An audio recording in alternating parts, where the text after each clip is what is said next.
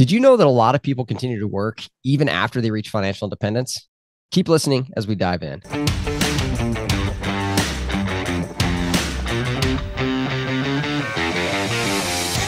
Welcome to the Money Meets Medicine podcast, where we talk all about the personal finance topics you wish you'd learn in medical school. I'm your host, Dr. Jimmy Turner, and here is your co-host who recently saw someone get Narcan while recording this show, Justin Harvey. That's right, Dr. Turner. Here in my office space, I was looking out the window, and it's blazing hot here. It's 104 is the temp, and it could have been drugs, it could have been dehydration or insulin or some other health event related. But yeah, while chatting with you, saw a couple paramedics park, help somebody out, and then drive away. And then that person got up and ambled off, and that was that. So another day, another adventure here on my doorstep. My favorite part of that story was where you're like, they stopped and they started talking to a trash can. And then I realized that it wasn't a trash can. It was a person on the other side of the trash can. So took a twist. Yes. I felt better about that, knowing that it wasn't like a person in a trash can and that the paramedics weren't addressing the trash can itself. That would have been even more confusing. Yeah, no, it would. Actually, this reminds me of things that shouldn't talk, like trash cans. There was this attending that used to work. I actually never experienced them. They were gone before I got there, but it's like a story that lives in folklore in the Wake Forest anesthesia department of this guy who would always dress up for Halloween each year. And there's this one Halloween, this patient came down to get a peripheral nerve block in the regional anesthesia area. And he came from the psych unit. And the reason why he was there, the psychosis he was having, is that he thought his food was talking to him. And so he's there, and I guess he'd stabilized a little bit and has now getting a procedure for some reason, needs to get a block, and he's sitting in the bay. And wouldn't you know, this doc that always dressed up how every Halloween walks in is like the Oscar Mayer hot dog. And so he walks in, starts talking to the patient. The patient loses their mind because they're like, see, like, you see that too? Like, you see, like, the food's talking to me, and like just goes off the rails. And so, yeah, can't make this stuff up. But hot dogs, trash cans, they're not supposed to talk to you unless you are Halloween or you live in Portland. So this show, we're not talking about hot dogs and trash cans. We're actually going to talk about working after financial independence, which I think is an interesting topic because people just have this mindset of like, I'm going to work and I'm going to save enough and then I'm going to retire cold turkey. Boom. They just retire. And I don't think that they think about all of the things that actually come along with that. And many of them are problems that you probably should solve before you just cold turkey on your work. So we're going to dive into that on this show. Before we do, make sure that you are taking care of your number one financial task as a physician, which is obtaining disability insurance to protect your number one asset. If you need help doing that, you can get a quote from all of the own occupation disability insurance companies. We're happy to help with you that at Money Meets Medicine Disability Insurance. You can get quotes for your situation and provide the info we need to help you out from a source that you can trust, all at moneymeetsmedicine.com/disability. All right, Justin, where do you want to kick this thing off, man? You've worked with people that retire or think about retiring, and I can tell you my story of how I found out that this was a problem, but I'd love to know your perspective. Yeah, I think the first thing to emphasize, and this is a little harder probably or I should say less intuitive for folks that are younger, but I think as you start approaching the horizon where it becomes either possible or necessary, it can create like some angst, some internal unrest. And a lot of that unrest is linked to moving away from something, but not moving toward anything.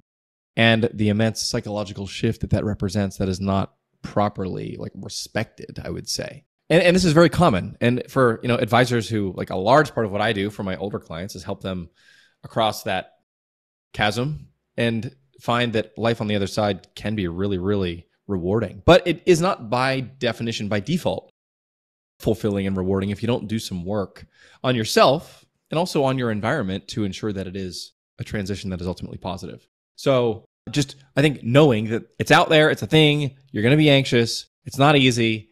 It can take months or years to prepare yourself, especially if you're financially minded and you're used to piling up money, and then you're going to start drawing down that money. That is a sea change that is not always easy to manage. So give yourself some slack. It's going to be okay. And assume that it's going to actually take some work, and you're going to need to get connected to some resources, maybe a good advisor, maybe a good book, maybe just other friends who are a few years ahead of you to help, clear the runway for your eventual landing in retirement. Yeah, I didn't expect to experience this problem as early as I did, but I did. So, for those of you that don't know all of my story, I finished training and then hammered away at my personal finance goals and allowed us to have some massive financial success. It was great, increased our net worth by a few $100,000 in like a year. And so we really were, it was probably 24 months that we did that, but it was a huge boon financially. But what created all that was me working a bunch of extra shifts and also creating an online business at the same time. And so I was probably working 80 hours a week. I was certainly working more after I finished training than I was when I was in training, which is interesting. I think a lot of people don't do that, but I did. And the reason why I was building this online business, I was working a bunch of extra shifts to pay down our student loan debt. And in the midst of that, I got insanely burned out, insanely burned out. At some point, the online business started doing well enough that I felt like I could cut back a little bit. And this kind of ebbed and flowed over the years in terms of the help that that's provided my family. And to be honest with you, like entrepreneurship is a whole nother level of stress that I've never really appreciated. And honestly, I tell people all the time, like, hey, actually doing anesthesia where people like literally are dependent upon me to live is less stressful than entrepreneurship. And so I started burning out because I was working too much in medicine. I was becoming an entrepreneur, and that was really, really hard. And as I started doing that, I was like, you know what? I know what the answer is. I'm going to cut back clinically. And I did. I cut back to 2 days a week. And so I went from working a lot, 5, 6 days a week for 2 or 3 years to working 2 days a week most weeks. And all of a sudden, I had all this time. And when I was struggling to have my time and I really wanted the time off to like be my kids' stuff and I was burning out really badly, like the solution was I just need more time. And that felt like this wonderful thing that if I could achieve that, all would be well. And then I did, and all was not well. In fact, I was insanely depressed. I felt like I was in this existential crisis. I didn't know what I was doing with my life anymore. I lost my direction. And I experienced what most people will experience when they retire in my 30s. Now, this is a good problem to have, right? I was figuring things out well enough financially that I was able to do that. But I didn't expect the existential crisis that happened on the other side of that. And in fact, this is really pretty common. Some estimates are like 20 to 40% of people become depressed when they retire. And that's because they lose that sense of purpose that they had when they were working. And so if you're listening to this and you've ever thought about like cutting back drastically, maybe you're not near retirement or you're thinking about retiring or what it might look like and just this golden euphoria of awesomeness that's going to happen when you retire. If you don't think through this, it's going to be a big, big problem for you. And it's interesting too, because the studies have shown about like depression, but also like 2/3 of people like work in some capacity, according to this like study done by T. Rowe Price, after they retire. So this is an important topic to talk about, not just from like an existential crisis and purpose standpoint, but also from like there's a reason most people do this when they retire. They are working in some capacity, at least that's the experience that I had, which was unfortunately early in my life, but taught me I need to solve this problem moving forward.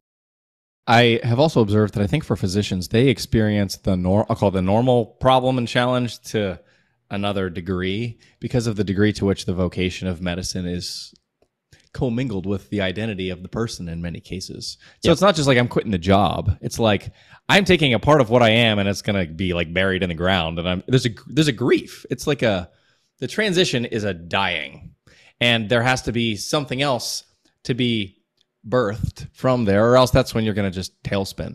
And like I said, having a respect for the challenge that can present is an important part of being able to navigate it in a healthy way. Yeah. And there are other reasons that people continue to work, right? It's not all doom and gloom. Although maybe we'll stay on the doom and gloom side for just a second, which is that one reason people continue to work after they get to financial independence is scarcity. It's really, really hard to say, I have enough. Like, what is enough? It is a very philosophical thing, even though it's a very mathematical answer, right? So we can sit here early in our 30s and 40s and say, hey, multiply your annual spending by 25. And when you do that, that's going to be the number you need to be financially independent from a textbook Trinity study, 4% rule standpoint. And yet you spend $100,000 a year, you get to $2.5 million. And you're like, I mean, but is it really enough? Like, it's no longer like an academic, hey, this is rough back of the napkin math. It's like, no, but and do I actually have enough right now to retire, to hang it up, to no longer work, to no longer bring any income in? And most people get scared in that situation and say, you know what? I don't think that I do. I'm going to work one more year just in case. And then they work one more year just in case. And so this kind of perpetuates. And so people keep working after financial independence because they're scared to actually start drawing down on the money they've saved. This reminds me of an analogy from back when I was young and cool and I had a motorcycle, and my brother and I both were motorcycle family, my dad too. And when you're on a motorcycle, if you're going faster than everyone, you can keep everything in front of you and you know what's going on because nobody is going to like rear end you or come from the side. So even if it looks to the casual driver like, holy cow, who is that crazy person on the motorcycle that just blew by me? It's actually a way to feel really in control because the variables are more observable for you. And I always found that when I was on a motorcycle, whenever I'm just in traffic, especially on a freeway, and I'm more like cruising with everyone else, there's other things that can happen. Somebody merges into you or somebody hits their brakes, and those variables are much more difficult to adapt for. And thankfully, I never was in any kind of crazy accident. I had a number of close calls, as you do. But I think in terms of like financial momentum, as long as you're making money, you can adjust, you can adapt. If things happen, you can absorb it with cash flow, and it's all good, and you can keep it moving, and you're much less vulnerable. Whenever you're like, all right, I'm done in the building phase, I'm going to just turn on the faucet and let it live on what I have. That's when the thing that comes from, the surprise can feel like it poses a greater danger. So not to segue too much here, but do you still ride? No, I'm married to a doctor now. So no. So this is the reason I'm asking. So I do regional anesthesia, acute pain for a living. And so I've placed many a thoracic epidurals on people that break ribs. And it's my observation, to use your language, it's my observation that people that do two things can break their ribs and almost unanimously will return to that activity, even though they just like got intubated, they almost died, put a thoracic epidural in because they broke 14 ribs. And those two things are motorcycles and riding horses. I don't know what it is about having something between your legs that's moving forward while you're on it that makes people, it's an addiction almost. Like they're like, no, I just couldn't give it up. I'm like, hey, so you just spent a week in the ICU and had to have this epidural put in because you couldn't breathe. And like, it was the worst pain you've ever experienced in your life. You give it up. Like, you're not going to ride the motorcycle anymore. Like, man, I'll get back on that thing the second that I can. I'm surprised that you gave it up. So two things, because we're talking about identity right now. I moved to Oregon somewhat recently, and I had the M endorsement on my license back from PA. And I moved here and I haven't owned a motor. I mean, my youngest is 4.5, and I haven't owned a motorcycle since he's been alive. But they're like, all right, I'm at the DMV, and like, okay, here's your license, yada yada. I fill out the paperwork. I was like, oh, that'll be $75, and I was like, oh, does this have the M endorsement on it? Like, oh, this one doesn't. That'll be an extra $100. I was like, all right, here's the extra $100. I want to keep the endorsement just in case, because I just am not willing to relinquish that part of what, the part of your identity. And the same thing happens in this situation, right? People are like, I'm going to retire. You can't understand it unless you've been on the freeway and you roll back on the throttle and you feel that thing pulling forward and you're like, this is an experience. Like, I can describe it to you, but unless you felt it, you don't know.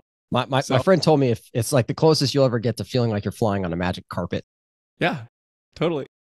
So yeah, it's interesting, but the identity thing is huge. And so this actually reminds me of a book. So Jordan Grummett, good friend of mine, Doc G, that you may or may not know, he wrote a book called Taking Stock. And in that book, from a palliative care hospice physician standpoint, Jordan makes the idea, the concept of a few different things that people need as human beings, right? You need purpose. What are you doing with your life? Why are you doing it? Connection to other people, and then your identity, right? So purpose, connection, and identity are these three things. And actually, Jordan has his book, The Purpose Code, coming out in the next 12 months. And I'm super stoked. He just sent me a copy of that I get to read. And I'm actually I'll bring him on Money Meets Medicine. We'll do a Friends on Friday episode or something like that, just to discuss his book, because I love his work. And so purpose, connection, identity, when you retire, you actually kind of have the chance to lose all three. Like, those three things are important to human thriving. And you might lose your purpose because you don't have that job anymore. You're going to lose connection to the people that you see at work every day when you go to work. And oh, by the way, if you're a physician and you're tied to your identity, and that was a huge part of it, by retiring, you just severed all three things that are important for you to feel like life is okay. Yeah. And so fundamentally, if you're going to retire, you need to figure out, how do I replace those three things? And so one of them is to continue to work past financial independence. That might provide some of the purpose, some of the connection, as you work towards creating a new identity that has a different purpose and a different connection, potentially through affinity groups or church or, whatever you have in your situation. I do think that the scarcity piece is coachable. And if you find yourself in that, maybe I need to work one more year situation, talking to an advisor, talking to a friend, a mentor, someone that can provide sage counsel to your life and help you determine, is it really the math or is it just your thoughts about the math? Because it turns out it's usually the latter. I find that even thoughts about math is usually a red herring, and it's not math at all. It's more like you don't have something to move toward. You don't want to move away from the thing that is your identity, your connection, and your the way that you're giving back to the world until you can find something as meaningful. Like, why would you stop doing? I wouldn't stop doing that if I didn't have something else to move toward, even if I felt getting older and it's harder and your bones hurt and like those long shifts and the overnight, like that's, I would push on. So I'm very sympathetic to people who want to do that. But I think just understanding that the work that has to happen is like finding the next thing that will really make the launching a lot easier. Yeah. And I think one thing that can happen here, and I like this term, like I don't love FIRE, financial independence, retire early, as a concept by itself, but I like some of the concepts that have come out of that community. Like, there's nothing wrong if you want to work really hard, save a bunch of money, and then retire in 7 years after you finish training. Like, morally, ethically, philosophically, I've got zero problems with that. No problems if that's the route that you want to go. That said, it's not for me. And part of the reason why is because that purpose and that connection, that identity. But what I some cool thoughts that have come out of, we talked about Coast Fire on a prior episode. If you haven't listened to that, go check it out, where you've saved enough early on that you can then coast and you can potentially cut back on your FTE, live a life that looks a little bit more like you'd want it to. Another one is called Barista Fire. Have you heard of this one? I don't spend a ton of time in the fire world. Yeah. Just basically when I hang out with you, Jimmy. So you can get me up to speed on what Barista Fire is. I appreciate it. I like hanging out with you too. So Barista Fire is this idea that you work a lower paying job. In this context, it might be because it is something that provides you some purpose, right? It is something that you believe in, but that you probably couldn't have done when you were younger because it didn't quite pay the bills, right? It didn't allow you to save enough money. And so one reason that people work into retirement or past financial independence is because maybe you do. You want to go back and be a barista at Starbucks, and that's something you've always dreamed about doing because you love coffee. Maybe you want to do that at a local coffee shop. And this now affords you the opportunity because you are financially independent. So one reason people might consider working after that is because they want to have purpose. They want to go serve in that one organization that pays them $0 to perform their function, but provides tons of purpose. And alternatively, we've talked about this on a recent episode.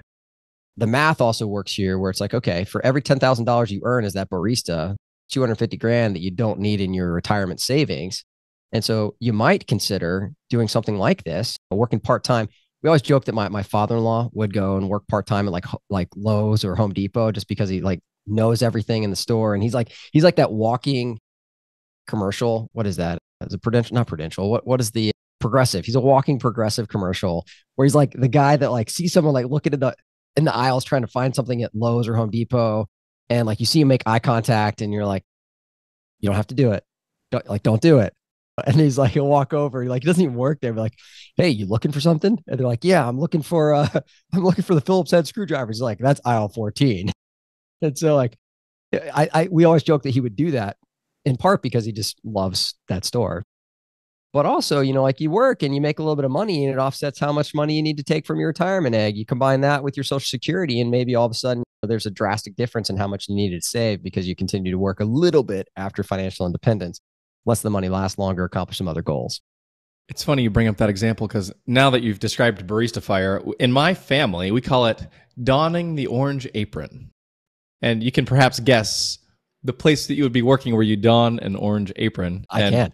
Yeah. And so my dad is always like, oh, yeah, when I'm done, it'll be a couple years at Home Depot and I can help people find stuff. Because I can tell you, when I walk into Home Depot, it's not the 19-year-old who's like leaning against the wall that I'm going to go ask him, like, how do I fix this plumbing thing? It's the old guy who's seen some stuff and done some stuff and fixed some stuff. It's like he's the one that I want to get some feedback from. Yeah. So it's not Barista Fire for you. It's Home Depot Fire. Yeah, the orange apron. Exactly. Orange apron fire. It sounds a little different. It does. But regardless, the reasons that people tend to work after financial independence, some of them are financial, but a lot of them are really that purpose connection, that identity piece that I mentioned a moment ago. And as you prepare for retirement and you're saving money financially, prepare for retirement, you also psychologically, philosophically need to prepare for retirement. Yeah. You need to figure out where that purpose, where that connection, where that identity are going to come from in your post-medicine world. Or maybe you don't leave it completely. Maybe you do that. Yeah. I love the idea that you put down in prior episodes, Justin, where you talked about, hey, maybe there's this gradual 1 FTE to 0.9 FTE to 0.8 FTE. And in some sense, it's kind of like financially, right? Like you're rebalancing your portfolio, right? I'm in my 30s. I'm going to be 90% stocks, 10% bonds. And then my 40s is going to be 80%. And then my 50s, 70%, and 60%. I'll probably stay there. And like the FTE works in the opposite direction where it's like 1 FTE, 0.9, 0.8, 0.6 as you get closer and closer to quote unquote hanging it up. I like that idea. I do too, Jimmy. That's I'm gonna use that. Yeah. As you turn your human capital into financial capital. Yeah, there you go. It makes a lot of sense. It's quite intuitive. Yeah. Yeah. So I mean, that's definitely the direction that my career is heading and the way that I view things too. So, and actually that's probably going to be my asset allocation just to be transparent. But I would also point out, just in medicine, you do have a very particular set of skills that you don't need to be clinically active to be very impactful. Or maybe you can in some sort of, like medical mission kind of setting, but there are a lot of, even just the wisdom that comes from decision. Like I was volunteering with a board. They were, making an important sort of financial decision they were going to take to their board. I was on like a financial subcommittee, and there was a physician in this discussion. And I can tell you, he doesn't have a medical background in this case. He was a business owner, so he was conversant in like financial models and financial statements. But I could just tell by the way he talked, the way he asked questions, that his decision-making muscles were very toned, and he added a lot to the conversation just by virtue of his life experience that was really, really helpful in our conversation about like a specific financial topic. So there's a lot out there, and especially if you're oriented to be a helper and a giver and somebody who wants to make the world better, as just about every doctor that I know is, there's a lot of opportunities to do that and to give back. And it's just going to take some time to identify the ones that you're most excited about and motivated by and start getting involved. yeah, absolutely. And I think that kind of goes to the point that I like to make about people like, oh, I can't see myself doing anything outside of medicine. Like medicine's all I've ever known.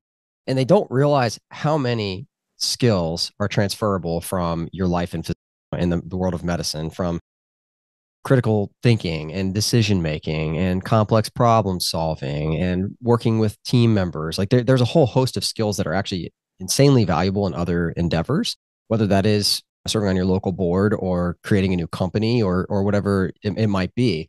And so you can take that skill set, use those skills you learned in medicine outside of medicine, finding a new purpose elsewhere that may not be in the medical field.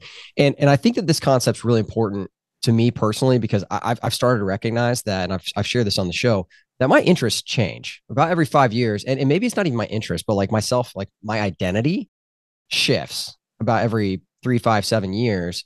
And there's some new focus or some new aspect of my life. And during this time period right now where I have kids, it often is in flux because of them, right? Like when they're little, my kids needed me physically. They needed me to be around to make sure they didn't stick their finger in the light socket, to make sure that they make it to their doctor's appointment, right? Now I've got a middle schooler who is very physically not dependent upon me anymore, but is a little more emotionally dependent upon me to help her kind of solve some things that she might be going through at school or drama or social situations, what have you. And then as they get older, they're probably going to be less and less of emotionally and physically needed. And so like my time and my goals and my energy have shifted as I've gotten older, and that's just going to continue to take place. And so for me, I've recognized through my own struggles and journeys early that my purpose, my connection, my identity are all going to change.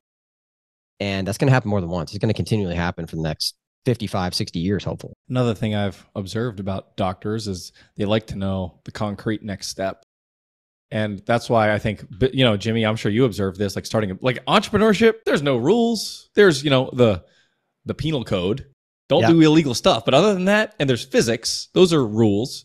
But other than that, you can do whatever you can brainstorm, any kind of strategy, any kind of anything. And that can be paralyzing. And I do think that the algorithmically driven, in some cases, like medical decision-making process and treatment pathways and all that, it is a little bit of a headwind.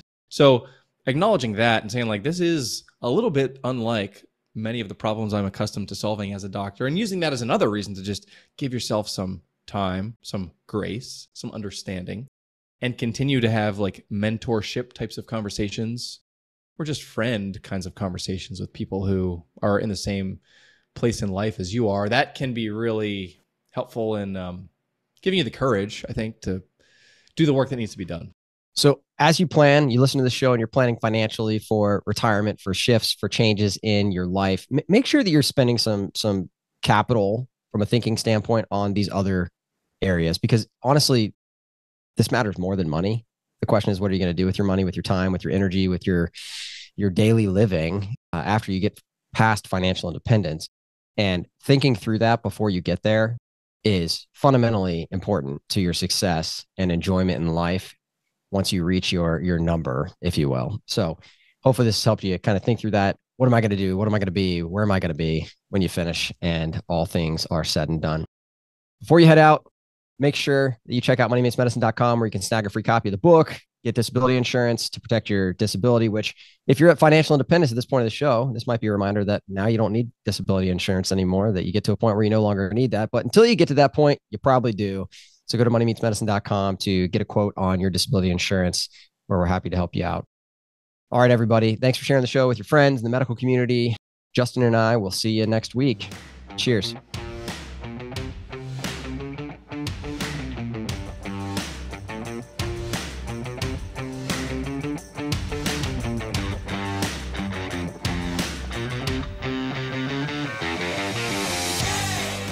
Justin Harvey is a certified financial planner at APM Wealth, where he helps anesthesiologists and pain medicine physicians. Dr. Jimmy Turner is a practicing academic anesthesiologist at Wake Forest in North Carolina. He's also a licensed insurance agent. However, either Justin or Jimmy are your financial planner, investment advisor, or insurance agent. This show is expressly for general education and entertainment purposes only. Nothing should be considered financial advice. All views expressed are solely the views of the guests on the show and do not represent the views or opinions of their employer.